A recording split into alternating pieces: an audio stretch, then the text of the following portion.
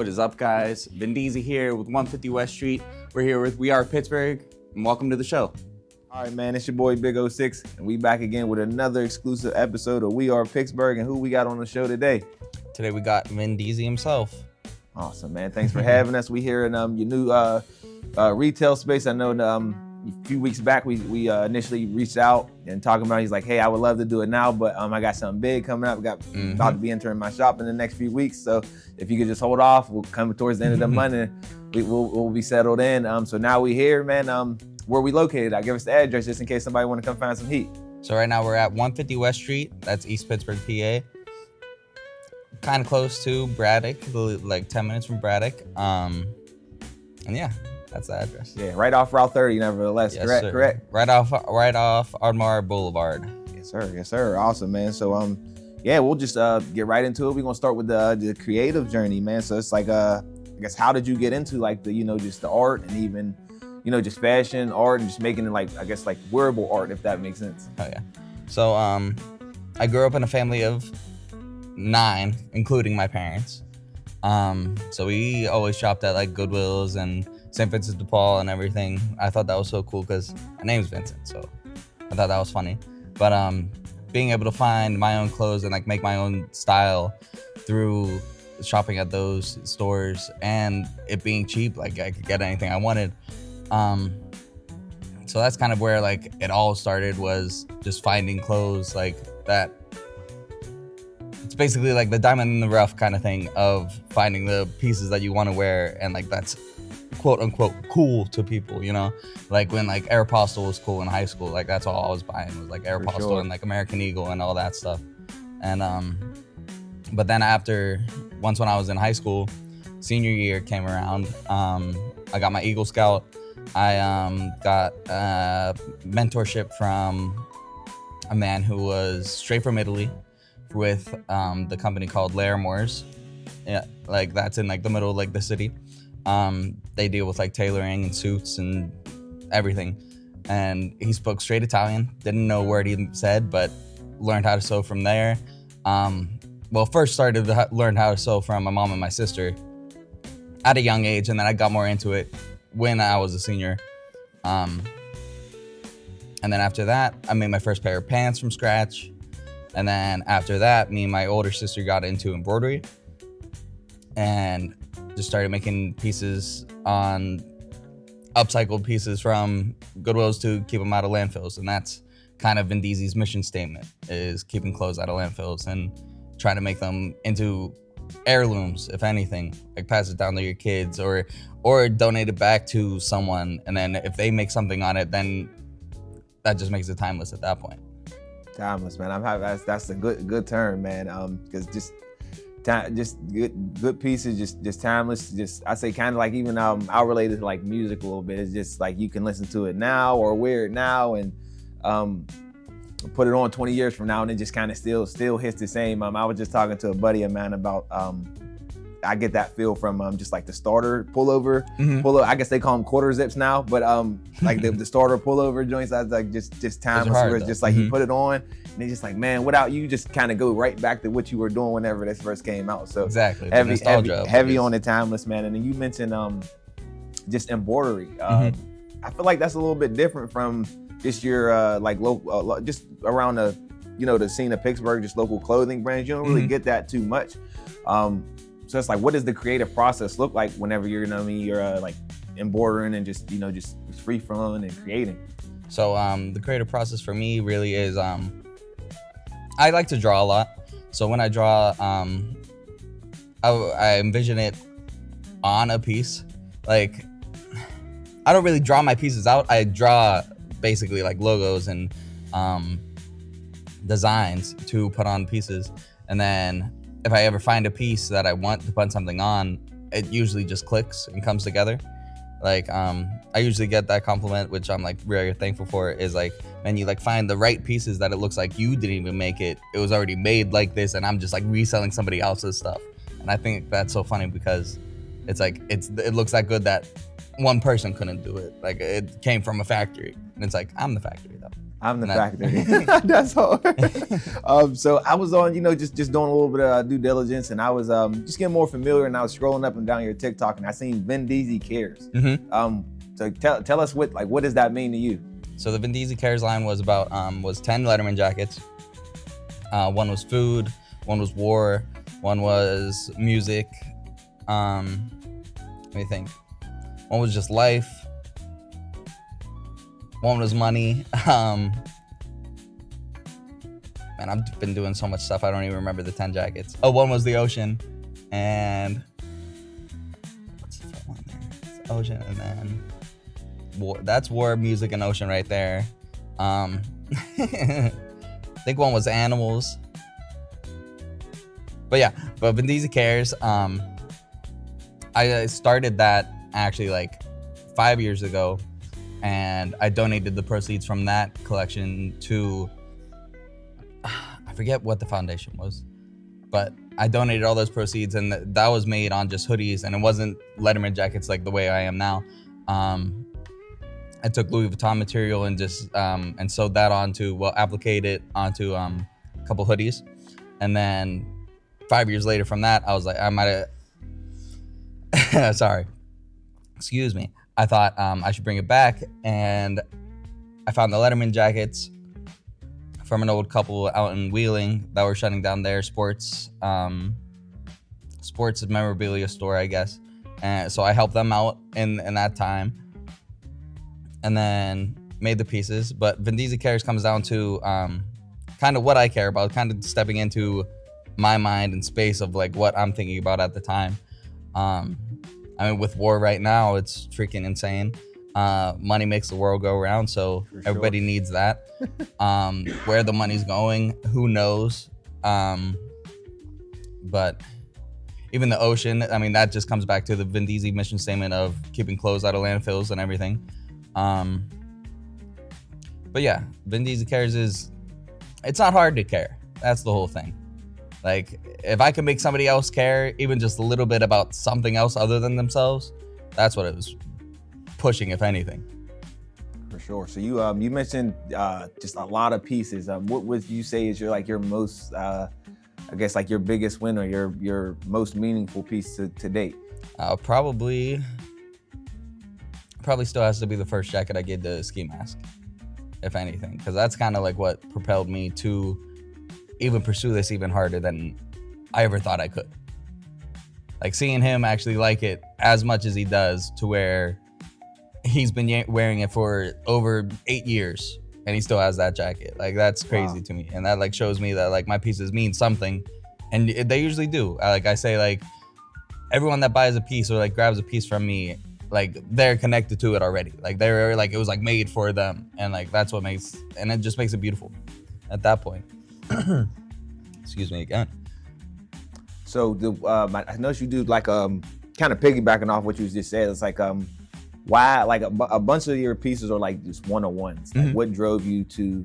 And it's cool, but it's different. You know what I mean? It's like we've seen a couple just different brands where it's like that's what they go for, but it's like yours kind of sticks out the most to us because it's like yours are literally like, hey, like say when we came in the store, you're like, hey, just this is what I have for you guys, or these are all one-on-one. So it's like if we can even create something, just so it kind of is like more personable. What brought you to just more one-on-ones? Because it's like I think it's pretty a good idea, and it gives you like that competitive advantage, if that makes sense. Thank you. If anything, just as I said, like going back to shopping at Goodwill's and everything, and seeing how many clothes there were. Like, there's already so many blanks made. Like, there's already, like, because that's what the whole entire game is making on blanks. Or you design your own cut and sew pattern for a hoodie and get those made. But it's like, how much innovation can you really do to a hoodie? Like Virgil says, if you just change something 3%, then it's yours and it's brand new. So that's a bar. So like how I see my one-of-ones, basically just upgrading the pieces on like, why didn't somebody want it before? Like this piece is actually like, most of the pieces I get are like polo or like LL Bean or freaking Patagonia, or usually it's nice stuff that I find. Yep. At least I like to think so. But that's basically what got me into the one-of-ones, is like, I can make this piece mean something to somebody and have it not be back in the bins or back in a Goodwill or in a landfill at that point. And then that's pretty much what brought me to that. Got it. Okay.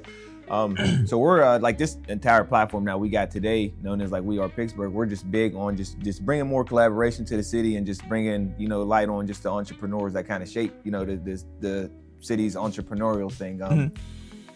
As just an entrepreneur yourself and a local creative, what do you think, what do you think that we could do better as a whole to kind of support our local entrepreneurs and kind of push that narrative to get us over the top, if you know what I mean, for lack of better words? If anything, is going back to caring. Like, you There got, it is like, if somebody's trying, man, you gotta care. Like, if you see somebody trying, don't put them down. 'Cause what's the point in that? Like, that's like saying like you want to be put down. I live by the golden rule of treat others the way you want to be treated, man. Because if I didn't, I tell my kids that almost every day. it's the best way to live, man. For Because sure. at that point, then everyone's good. Yep. Like, unless you want to be treated badly, And who wants to be treated badly? you Let's be could, real. like, you could do that. Like, don't get me wrong, free will is a thing. Yep. But why make it hard for yourself? Why make it hard for other people? But yeah, if anything, it's just caring, supporting, just showing people that you care. Even a comment, even a like on a post. That's all it takes sometimes, man. Like, and you're already on your phone. For So sure. how long does For it take you sure. to take 2 seconds out of For that? sure. To even just comment, even like, I love a fire emoji comment, because at that point, man, like, you cared enough, like, to put something. Yep, for sure. Like, Yep. and I don't care. Like, I don't care if you even really looked at the post. Like, I know you're thinking. Like, Yep. I took the time out of your day to make you comment. Yep. So you cared a little bit. Yep. For sure. But yeah, I mean, if anything, that's what it really, that's pretty much it. It's just caring about the next person who is doing something, who's even like doing something, the same thing you're into. Don't gatekeep anything. Like, help sure. people, because you never know also. Like, that person could make it before you. Yes. And then at that point, you're like, oh man, I helped them. And then hopefully, if it comes back to the golden rule of treat others the way you want to be treated, hopefully they'll bring you up too. It's full service. Yeah. And that's what it usually, Yeah. that's what it should come to Yes. Yeah. in a perfect world. Yes. So we know we here at the new shop. So now it's like you going from, you know, obviously you've been running a business, right? But you going from having to do the creative side to now you're on the business side. So it's like, so how do you kind of balance both of them? Well, right now I'm still going through it. I like kind of went through the business side a little bit in the same building, because it was me and 2 other people that were gonna start a manufacturing business, which we did, but then egos got in the way and money got in. Money became a problem, and then that separated. But even just learning that, and that was like 5 years ago.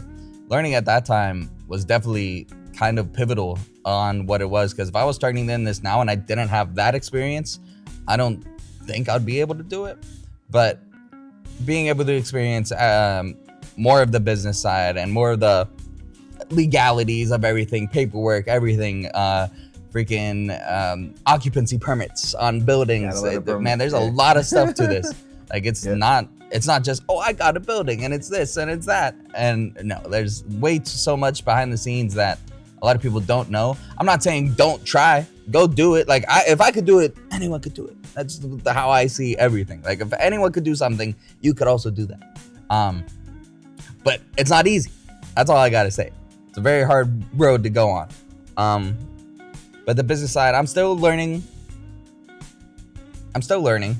Always room to improve on everything. But to keep the creative side and the business side together, it's kind of always been that, like, with numbers and everything. Like, my dad really taught me a lot through business, because his relatives used to own a bar and everything. And so, like, kind of a family of entrepreneurs in a sense of, I have some idea, but still learning. Yeah, so speaking of just like all those little nuances that you just kind of just touched on, For someone, say you got a, you know, just a young artist, and they're like, hey, I like making art, and I just want to make some more of it fashion. Like, what, I guess what kind of like tips and tricks of the trade would you give them to start their business if they wanted to start a business tomorrow? All right, so how I kind of started everything was through social media. It's the best thing. You got it in your pocket. You could pull out your phone at any time and then just show it. And you never know who's looking. You never know who's watching. And just try everything. Like YouTube's a great place for resources. Don't pay anybody for information. Don't do that because it's already out there. You can find it for free. All those people are scammers who are trying to sell you information when it's right there. Yep. YouTube University. You got that right, bro. That's really where it is. Find like-minded people. That will definitely help you. Not everyone's gonna believe you at first, obviously. It took a while for my dad to believe in me, like fully to the point where it's at now. And I'm very thankful for that. But just keep going. Like, don't stop. Don't let anyone tell you no. Don't let everyone tell you you can't, because you definitely can. There's no. And if you need to ask for help, ask for help. That's the last thing I gotta say. Okay. Like, people will help you. Yeah, but like I say, no one's a man ready, right? You gotta ask for what you want. Exactly. Right? You gotta let them know, though. That's literally what it is. Like, yes, people will help. for sure. So I'd say just a few more questions before we get out of here. If you could define success for yourself in like one sentence, I guess what would it be? Life. Just life. Like, if you're living and like you have, I know some people don't have families. I know some people are in worse situations than most, but you gotta keep your head up, man. Like, as long as you know that it's not the end. If you're still breathing, if you woke up today, it's not the end. You could just literally do anything. Especially with God on your side, man, you could do anything. Sure. For sure. I forget the question, man. I'm going off on tangents here. Oh, no, it's good. It's good, man. That's just the beauty of it, man. And I say before we wrap up, I just thought I lost my train of thought. I had a question from earlier. We usually like to ask a question at the end. It's like, if you could, just tell yourself something back in the day. You know what I mean? Like your younger self. What's a few things you would tell yourself to kind of just keep your feet moving, if that makes sense? It's not all about money. That's what I would tell my younger self, man. It's not all about the money. The money will come as long as you just keep going. Like, and money also just comes and goes. Like, you can control it. You could be better with your finances, but the money isn't the final answer. For sure. I like, I'm speaking for myself. It's like the older I get, it's like I'm more so. This time is just becoming just 100%. Way more like non-negotiable for me, and it's like I said, the money, obviously it does make the world go around, right? You know what I mean? But it's like, it's more, you can get it, lose it, get it back, you know what I'm saying? But time, it's just like, you can't get that back. Yeah, it just becomes more non-negotiable, man. So speaking of time, any like events or collaboration or shows you got coming like towards the end of the year, or like how you starting off the top of the year for 2026? What's next for VinDeezy? So the next thing is we're gonna be having a winter showcase with multiple artists. Gonna be performing out of here. Gonna be me and my brother, which is MBE. We make music. It's gonna be my girlfriend Crystal Lazarick. We're gonna have Wade, Joey, a lot of people, a lot of good artists. So that'll be the first thing starting off the new year, and then that's pretty much it. So far, you said it's gonna be here, right? Yeah, it's gonna be right here. What's the address for 150 West Street. What's the date and time? Day and time, we are aiming for the 30th. So that's Friday. So the end of the month of January. Got it. Now, where are you putting out the information? We going TikTok, Instagram, Facebook, all everything. three? I'm gonna be doing everything. So okay. We're gonna be having a flyer made probably by next week, and then that's gonna be out, and then selling tickets. I think I'm still working on details on that though. Yep. Yeah, but that'll be the first event. Awesome, man. Well, shoot, man.